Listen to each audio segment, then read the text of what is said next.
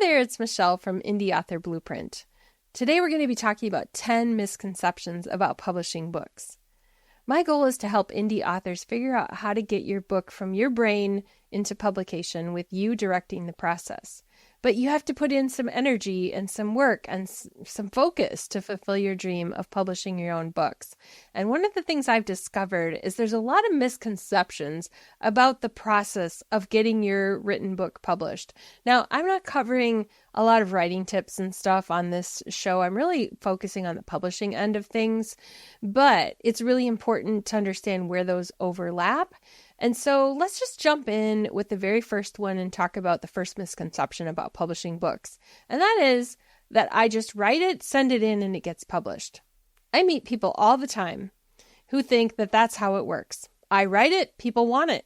It doesn't work that way. You still have to write something that someone wants to read. You have to work hard to learn how to be a better writer. Traditional publishing doesn't work that way. And it doesn't work when writers don't, they send in pitches and they work forever on proposals, and then they get an agent and they get rejected, and it's a difficult and long process. But it doesn't work that way with self-publishing either. We don't just write it and it gets published. There's a lot that goes into it. So if somebody makes it sound like it's super easy, well, it is kind of, but not if you want it to sell. All right, let's look at the second one. Self-publishing is easier than traditional publishing. Many people believe that self-publishing is a simple and quick process.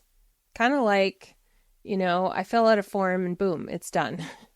And while it allows more control, it requires a significant effort. You have to do all the writing. There's an editing process you go through. And I'll tell you, the first time you have someone edit your work, if you haven't had that done before, it's humbling. They find stuff and they figure out wow, this thing that I thought was so perfectly wonderful and ready to go really needs some work. There's designing and there's marketing, and you have to be all the roles of all the people on a publishing team when you're an indie author, or you need to hire them and you need to form a team. And so it is not easier than traditional publishing. It's different. It might be faster, and there might be some things that make it maybe more joyful because I truly have control over what I do. It is still a lot of hard work and it takes time. The third misconception is that anyone can self-publish a book. Well, anyone can publish anything they wish, but not every book attracts buyers.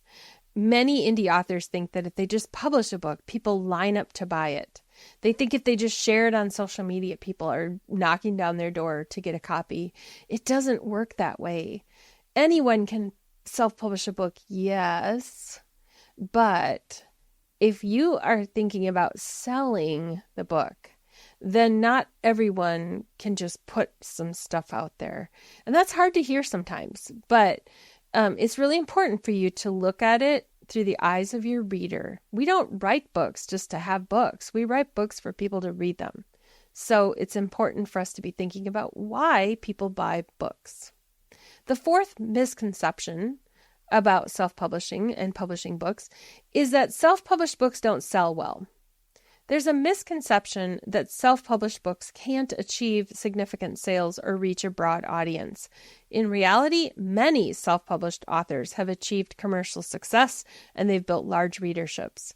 And I know the numbers. I've heard statistics thrown around. I've heard people say things like the average self-published book, I don't know what the number is, sells 100 copies or something like that. I don't know what that number is, but because I've heard different people give different numbers.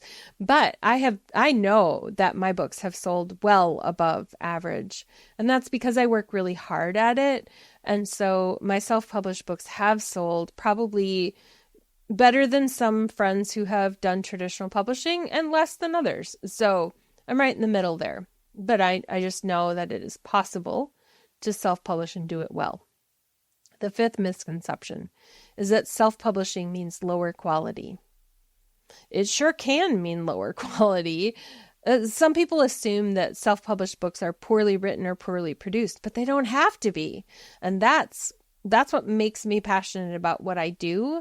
With professional editing and cover design and formatting, self-published books can rival traditionally published books in their quality. It is possible to produce a book that is edited well and that has a cover that's very attractive. And so it doesn't have to mean lower quality. It does mean lower quality often because people are wanting to cut corners. I'm a budget girl like anybody else, but I know where I can't cut those corners. Number 6, misconception. Self-publishing is too expensive. There are costs involved, but self-publishing does not have to be prohibitively expensive.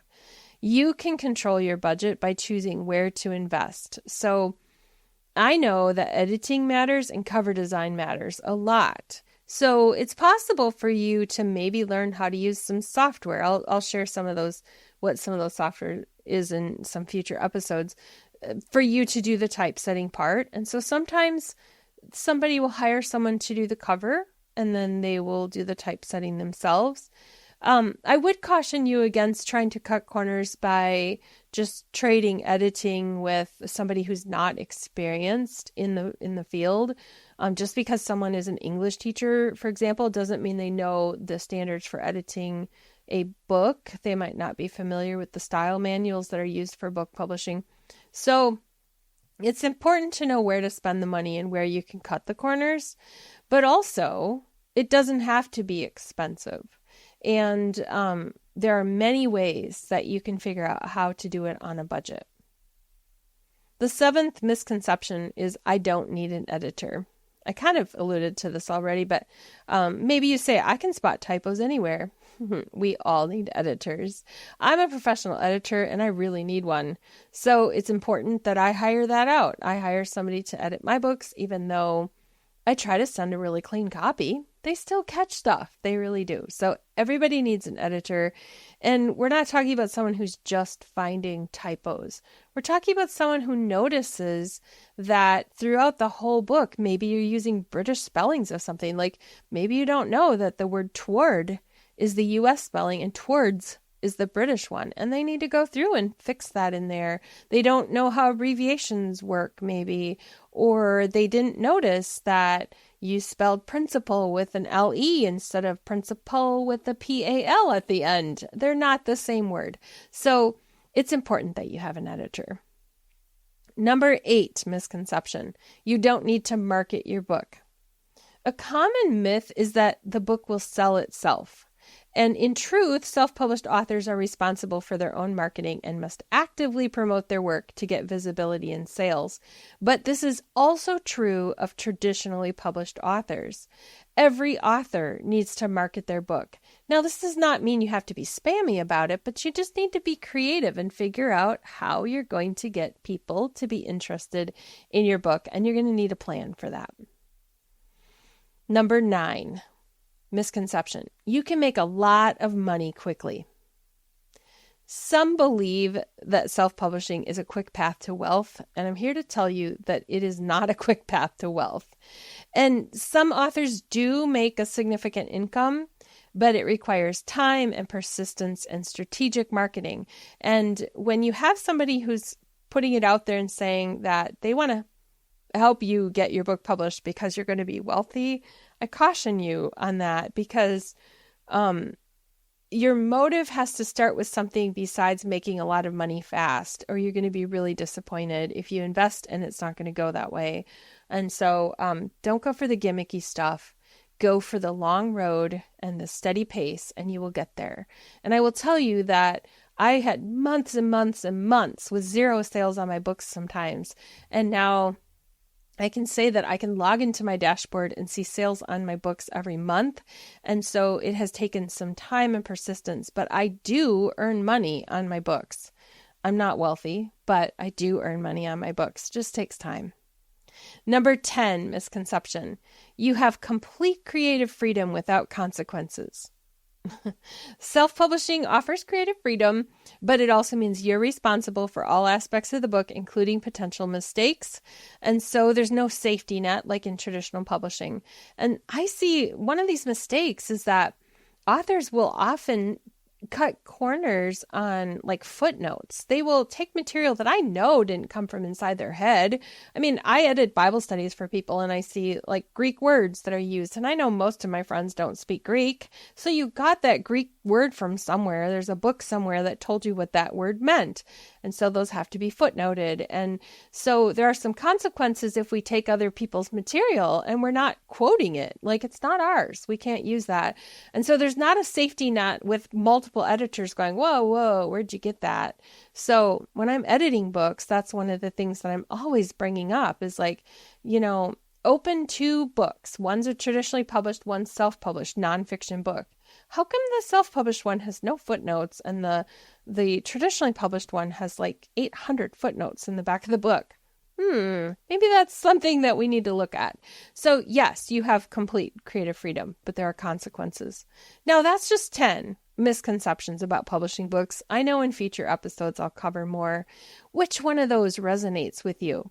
You just write it and it gets published, or that it's easier than traditional publishing, or that anyone can self-publish a book, or that self-published books don't sell well, or it means lower quality, or it's too expensive, or you don't need an editor, or you don't need to market your book, or you can make a lot of money fast, or you have complete freedom with no consequences. Which one of those resonated with you the most right now? I encourage you to spend some time thinking about how to wrestle through that mindset a little bit, because when you do, that's going to help you get on the path to success. I will be back soon with another episode of Indie Author Blueprint. I hope that you've appreciated what you have learned so far.